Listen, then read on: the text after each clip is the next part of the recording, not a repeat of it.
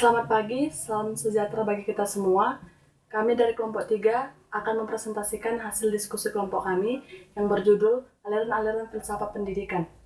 Saya Ida Maria Basama Sidauro sebagai pemateri pertama, Hairun Nisa Cahyadi sebagai pemateri kedua, dan Muhammad Waldana sebagai pemateri ketiga. Baiklah, saya akan memaparkan materi presentasi kelompok kami. Filsafat pendidikan merupakan hasil pemikiran dan perenungan yang secara mendalam sampai kepada akar-akarnya untuk mengenal pendidikan.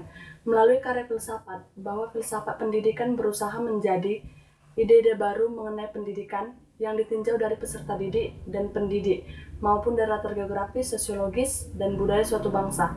Filsafat telah mengalami perubahan-perubahan sepanjang masanya dalam suatu kegiatan atau aktivitas yang menempatkan posisi, pengetahuan atau kebijaksanaan sebagai sasaran utamanya. Filsafat membiasakan akal pikiran untuk bersikap kritis serta analitis dan mampu melahirkan ide-ide baru, maka filsafat pendidikan menjadi alat yang sangat penting bagi kaum intelektual. Adapun aliran-aliran filsafat pendidikan yaitu aliran filsafat pendidikan idealisme, di mana aliran ini menekankan moral dan realitas spiritual sebagai sumber utama.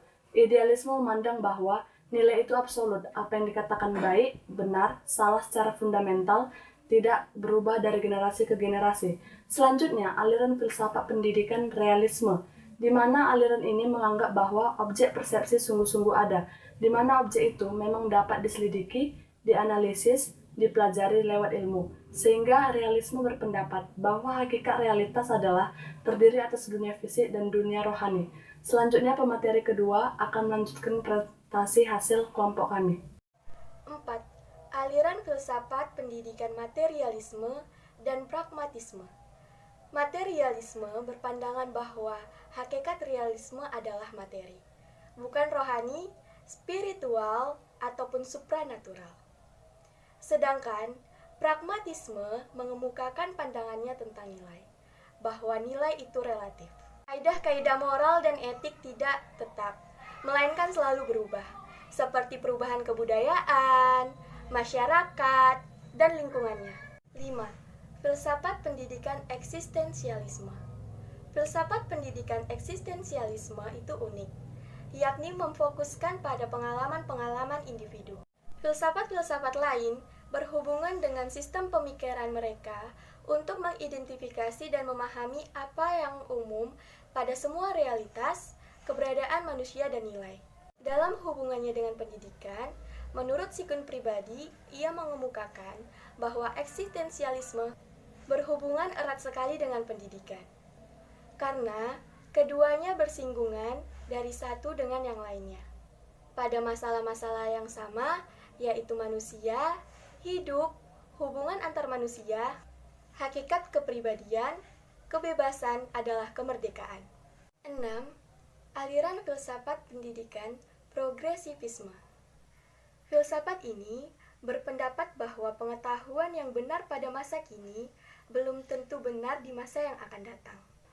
Melalui analisis diri dan refleksi yang berkelanjutan, individu dapat mengidentifikasikan nilai-nilai yang tepat dalam waktu yang dekat. Filsafat ini didasarkan bahwa keyakinan berpusat pada anak atau child-centered, bukannya memfokuskan pada guru atau bidang muatan. 7. Aliran filsafat pendidikan perennialisme. Perennialisme merupakan aliran dalam pendidikan yang lahir pada abad ke-20. Filsafat ini lahir sebagai suatu reaksi terhadap pendidikan progresif. Perennialisme memandang situasi dewasa ini penuh dengan kekacauan, ketidakpastian, ketidakaturan. Saya ulangi, ketidakteraturan, terutama dalam kehidupan moral, intelektual, dan sosio-kultural. Saya ulangi, sosio-kultural. Oleh karena itu, perlu ada usaha untuk mengamankan ketidakberesan tersebut. Assalamualaikum warahmatullahi wabarakatuh. Perkenalkan, nama saya Muhammad Waldano. Saya dari kelompok 3. Di sini saya akan melanjutkan presentasi dari teman saya tadi. Di sini saya sebagai pemateri ketiga akan membacakan aliran filsafat yang ke-8, yaitu aliran filsafat pendidikan esensialisme. Aliran filsafat esensialisme muncul pada zaman Renaissance, merupakan perpaduan ide filsafat idealis di satu sisi dan realisme di sisi lainnya. Tujuan pendidikan aliran ini untuk meneruskan warisan budaya dan warisan sejarah melalui pengetahuan inti yang terakumulasi dan telah bertahan dalam kurun waktu yang lama, serta merupakan satu kehidupan yang teruji oleh waktu dan dikenal semua orang. Yang ke-9 yaitu aliran filsafat pendidikan rekonstruksionisme. Rekonstruksionisme ini merupakan kelanjutan dari gerakan progresisme.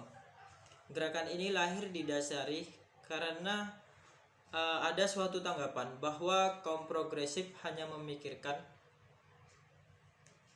dan melibatkan diri dengan masalah-masalah masyarakat yang ada pada saat sekarang ini.